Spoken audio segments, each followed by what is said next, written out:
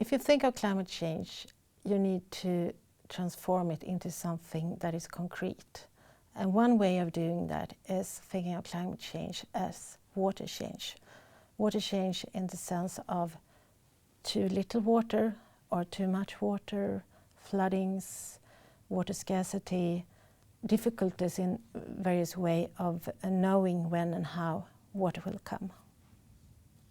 We think it would have been important to have a reference to water in the adaptation text, since it's so crucial that the water community and the climate community work together on the ground to implement actions that needs to be taken, both with regard to water scarcity issues, but also with regard to uncertainties and effects, direct effects of climate change.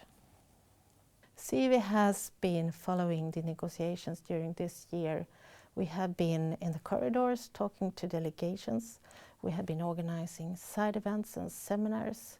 We have also been reading the draft proposals that have been on the table and suggested text amendments to those draft texts that quite often has also been taken into account by different delegations. The countries that have been most interested in this issue is, of course, countries that will be, and already are, affected by climate change and by water scarcity or water flooding and so forth. One example is Bangladesh. They have been very active. They have also been active in trying to get water into the text.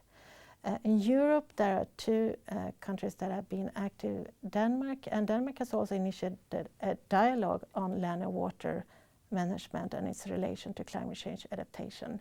The Netherlands has also been active in this process. Well, in terms of outcome, of course, we would like to see a strong agreement on binding targets and a good mechanism for financing and so forth.